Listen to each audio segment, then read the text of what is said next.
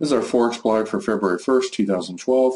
This is our currency meter, which I feel is the easiest way for professionals and new traders to trade. We statistically compare each currency versus all the rest on multiple time frames. You can see the dollar up here. If it's showing extreme strength where it hits or exceeds the dotted 80 level, that's extremely strong. This is made up of 5 different tools. 3 of them measure the direction and 2 of them measure the intensity of the direction.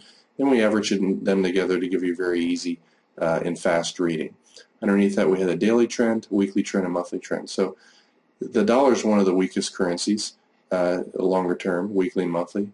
So is the euro, and so is the CAD, in that order for the most part. So if you see a lot of weakness coming in the dollar and the weekly monthly trends down, that's a trend that's very likely to continue down.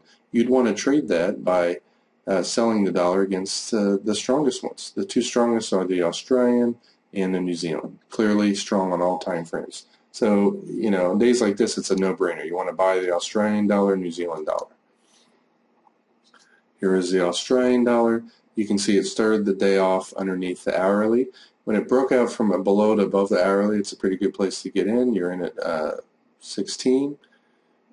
And a lot of times my Fibonacci profit target levels are good places to get out of your trade, or you can just kind of visualize a trend line underneath those bars.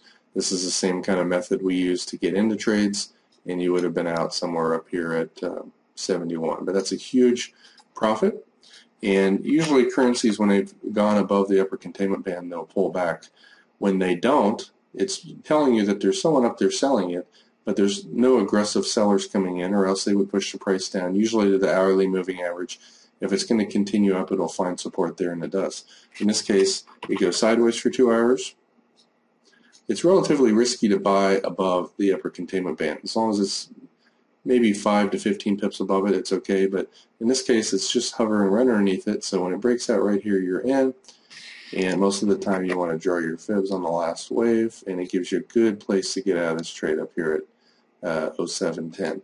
Remember, above the upper containment band, the odds of it continuing up are significantly less. So you're in this trade somewhere around 73 and out at 10 for almost a 30 pip, or actually 37 pip profit.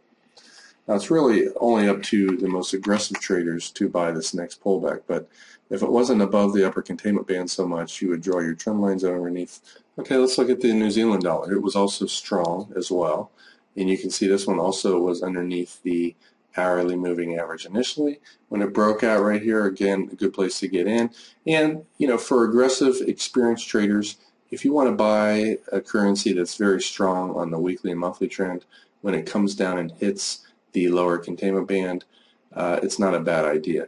A little bit easier way of doing that is to look at the range bar. In this case, it's a 6 pips per bar chart.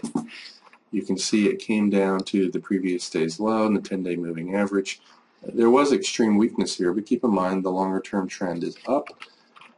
Usually if you get a couple bar sideways rectangle pattern like this, you can go long, and you can see our intelligent drilling stop kept you all the way in, right to the top. It's absolutely beautiful, almost 100 pip trade. And on a range chart, you can usually wait for a 2-wave move down, and then when it breaks out again, when it's this strong, it's likely to go up again. You can draw your fibs on the last wave, and this is a great place to get out of the trade. So you'd be long here at 68, out at 06. You know, those were the easiest and most no-brainer trades all day. The euro has a longer-term trend that's down. However, it was also showing strength today. So, you know, on a scalping basis, you're less likely to find some 1,500 pip wins when you find a currency like the euro that shows strength today when the longer-term trend's down. But anytime you see a pattern with extreme strength followed by, you know, less weakness, usually that momentum is going to continue. So you also could have bought the euro dollar today as well, and you can see this one also was underneath the hourly moving average. It came right to my Fibonacci profit target level. I design these and do the Fibonacci analysis each night, upload them to our server so that you don't have to. So if you see one of these Fibonacci areas, again, it becomes easier to buy the lows and buy the lower containment bands when you're using a range chart. Let's scroll back and look at this. You can see this one came down and also had a multi-sideways bar move here, and then it kind of went up and had a 1, 2, 3 low pattern. Usually when you find a low and it goes up, it's going to try to come back down again. When it doesn't, usually that's the end of the move. You also can, when you find the hourly moving average, in this case the 10-day moving average here as well, finding resistance for about an hour. When it breaks out, that's also a pretty high probability place to get in the trades as well. The euro, again, had a weekly and monthly trend that was down, so it wasn't as high of a probability as the Australian and New Zealand dollars. Basically, some of the best patterns you can find are extreme strength followed by visually half the weakness that you had to the strength. So if you see a big momentum move of plus 80 and preferably a few bars of 100 like this, followed by 30-minute to an hour pullback where it has significantly less weakness, that strength's likely to continue. If the weekly trend is up, that adds to the odds. If the monthly trend's up, it adds to it as well. But coming up to 9 right here, not a bad place to do. Look for buys of the pound dollar. Let's bring that one up. Now the only downside of this trade is the currency went way above the upper containment bands. But coming up to 9 here, it did have a pullback.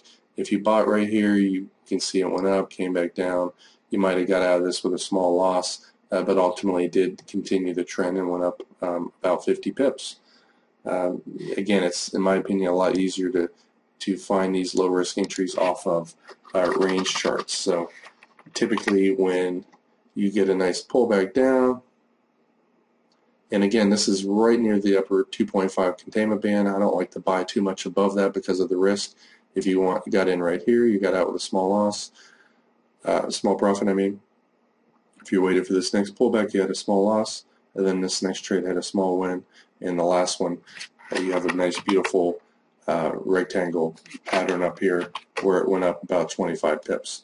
So the key to trading, again, is small losses, big wins. Sometimes you have a 5-pip loss, break even, 8-pip loss, and then you catch a 20, 30-pip win after that. Don't worry so much about your winning percentage. It's all about expectancy. When you trade the strongest trends versus the weakest trends, and as you saw with the Australian dollar and New Zealand dollar, those just went one way all day. That's typically more likely to happen when all the time frames lined up. Like the dollar is weak on all time frames, and the Australian and New Zealand are strong on all time frames.